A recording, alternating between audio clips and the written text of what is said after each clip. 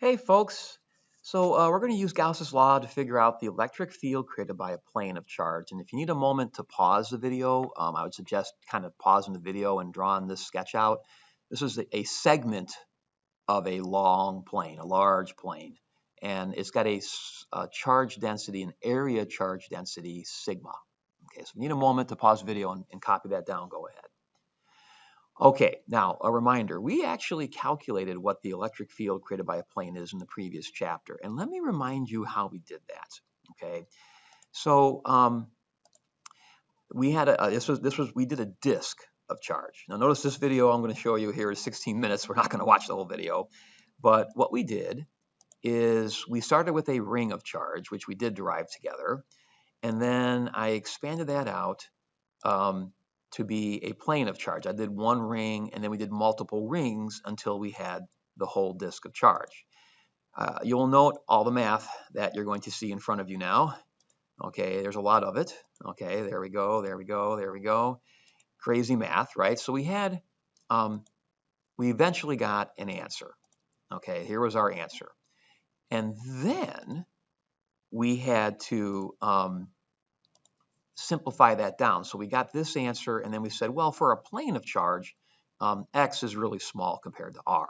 And then we did a little more, a little more math to eventually get this answer. Okay, so that was a lot of work, right? Well, it turns out that if you use Gauss's law, this is like a three-step problem at most. Okay, so what you have to do is you have to figure out what shape to intersect with the plane. Okay, and it turns out you can pick any lateral shape.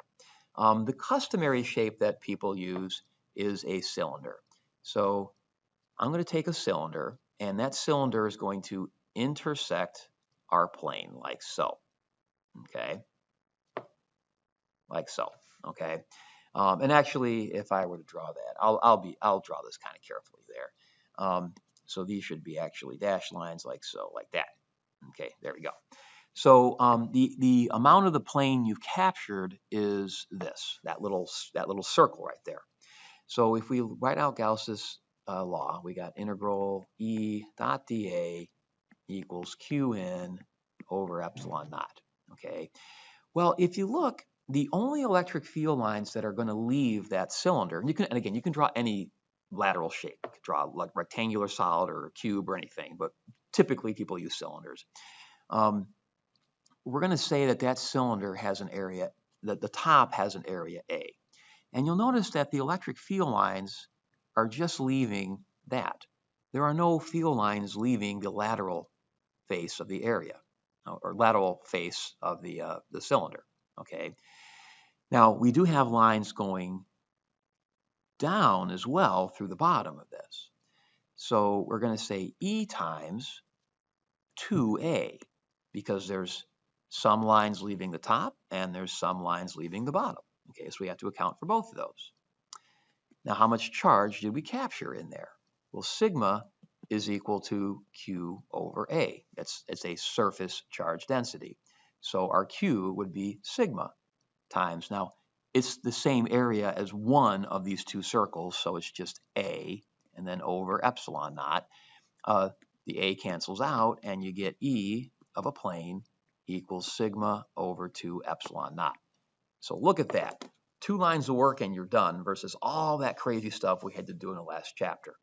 Now again, why did we teach you this stuff in the last chapter? Well, this Gauss's law works well and is convenient to use if you have symmetry. So we had to say we have a big plane of charge and we're relatively close to it. Whereas if you actually had a pi tin, okay, then you would have to do, and if the pi tin wasn't too big, in other words, if we weren't very close to the pi tin, well, then you have to do this stuff. So the stuff we showed you, the material we showed you in the previous chapter works every time. Gauss's law, it works every time, but it's only convenient to use, reasonable to use some of the time. So, but when you can use Gauss's law, by all means, please make sure you use it. All right, I hope that video was helpful, and thank you very much.